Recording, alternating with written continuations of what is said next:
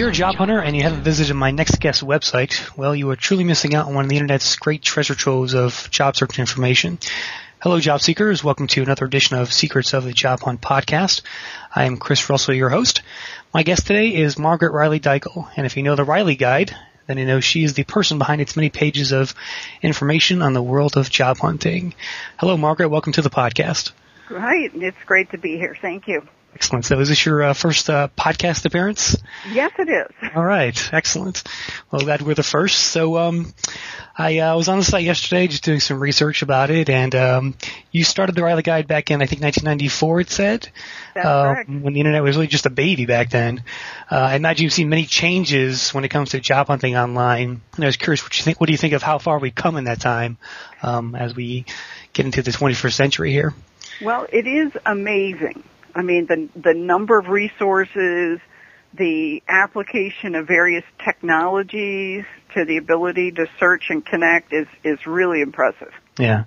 I think you're, by doing this, as long as you have, you're really sort of a job search historian almost. It seems like you've cataloged almost everything that's ever happened in terms of job hunting online. Well, it is interesting because we've seen sort of technologies fall by the wayside. Yes. And we've seen other things pick up. So it is, but it has been sort of an interesting trip. Definitely. So give us a brief history of the guide if you can. I know I read on the site there you were a librarian when it all started, right? Give us a brief story of how it happened. It happened at the time I was actually working at a university, Worcester Polytechnic Institute in Worcester, Mass. Okay. And the web was very much in its infancy. We were still using Gopher, Telnet, FTP, these sorts of things. Right. And at that time, we decided in the library at Worcester Polytech that somebody needed to keep an eye on what was coming online at that time. And this was in 1993. Mm-hmm. So that became my job. Started keeping an eye on the Internet and seeing what was coming along and resources that I thought would be useful to the faculty or the students. I would put on different boards actually at Worcester Polytech for people to look at and review. Mm-hmm. And then I found not an organization posting its own jobs, but actually a third-party recruiter, Heart.com. That was the first place I found online. Interesting. I sent that out, and I got, how many hundreds of students and faculty writing back to me and saying, can you find us more things like this? Right. So that's how it got started. Excellent. Do you run the site by yourself? Do you have a staff? Or? No, it is a single-person operation. There you go, just like me. Okay. Excellent. So what can people find on the site? Tell the listeners how the information and links are sort of organized on there. Well, we've got it organized in a number of ways. Probably the biggest single section and the most popular section is the job banks and recruiters. It is 50 pages of links to sites and services and resources online that actually provide job listings. Mm-hmm. Beyond that, we have information on actually how to job search. A lot of people think it's easy, and then they start job searching, and they find out it is not. No. We also have information on things you should do before you start searching. Some of this is targeted to people who have not had to job search in a long time, women re-entering the workforce, yes, things like that. We've also got information on how to prepare your resume and what to do about cover letters, or even now a big thing we're seeing, writing samples. Employers actually asking you to write something they can read. Mm-hmm. Then we've got information on actually researching employers. And it's not just you research the employer to prepare for the interview. You research the employer to find someone you actually want to talk to about a job. Yes. Then we talk about networking, negotiating, very, very difficult area when you're in a job search. We have information on salary guides, and that's the most of it. A to Z, huh? A to Z. Okay. What are the most popular pages of the site? Is the job banks? Or? Well, job banks probably is one of the most popular. Also, the salary guides. Salary. Are hugely popular. Okay. Margaret, if you had to pick sort of 3 or 4 sites or resources in the guide that job seekers maybe don't know about today but should be using, what would some of those be, do you think? Oh, my goodness. It's on the spot here.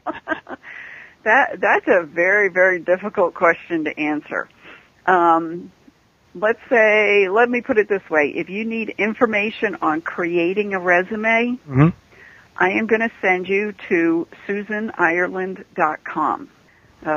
SUSAN, Ireland, like the country, .com.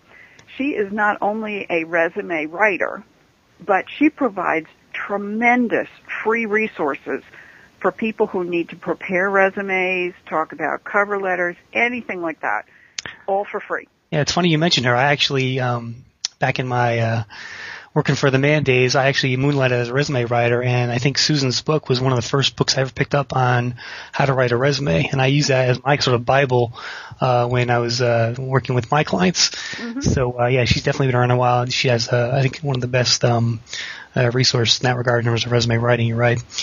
Another hidden resource a lot of people may not think about is it's a website. It's also a book. But it is Kathy Troutman's guide, which is, and of course I'm looking for it and not immediately finding it, The Resume Place. The Resume Place? I have that linked in numerous places throughout my website, but it's resume-place.com. Kathy Troutman essentially wrote the book on how to apply to the federal government for jobs. The federal government does not use a standard application process. Okay. It is one of the most difficult employers to get into. Yeah, really? Probably one of the best job securities you can get, but getting in there is difficult. Kathy Troutman really, literally wrote the book on how to apply for federal jobs. She also has information on veterans who are transitioning from military to even private sector, but government, obviously. She's got information on negotiating. If you are somebody who's been offered a federal job, hey, it's still open negotiations. Right. And in fact, for the DOD personnel who are now under a new evaluation system for raises, she just put out a new book on how to write those NSPS statements you need to fight for a raise if you're a DOD employee. Interesting. This woman knows the work issues at the federal government inside out. Okay. So I think that's a very hidden resource because you see a lot of federal jobs posted, but it's then how do you get them? Right. Okay. Is your with the bad economy as it is, and keep hearing more about layoffs, and obviously we're in an economic crisis. Is your traffic increasing more than lately? Are you seeing a pickup in that? I'll tell you, I don't track my traffic that often. I did notice a little downturn in July, but that's fairly standard, I think. Yeah, over the summer, on vacation. Yep. And they think, well, I'm just going to, I haven't looked at my stats yet. Okay, no problem. I tell you the truth, I'm almost afraid to, because if they do have a huge jump, I'm going to feel terrible because it's going to be like, oh geez, Yeah. So do people ask you for job search advice all the time? I imagine you get a lot of questions from your friends and family, or just people emailing you. I do, and I have to tell you that most of the time what I'm getting are people who just send me their resumes because they want to apply for the job.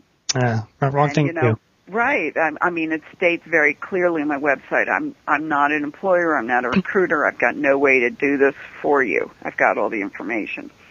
I get a lot of emails from non-U.S.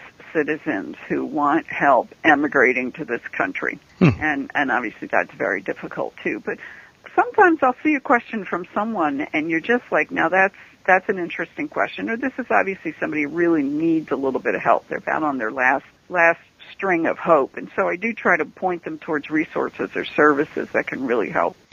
Yeah, I think most people really don't know how to job hunt, and no one was ever taught how to write a resume or how to network or how to look up your salary and things like that. So I think resources like the Riley Guide are definitely a great place to start. So I definitely encourage the listeners out there to check it out. It's Riley-Guide.com, right?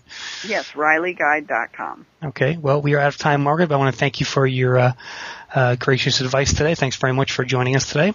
Well, it was a pleasure to be here. And that will do it for this edition of Secrets of the Job Hunt. Stay tuned to secretsofthejobhunt.com for more interesting career advice content and podcasts. As always, to contact me, just send an email to info@secretsofthejobhunt.com. Thanks for listening.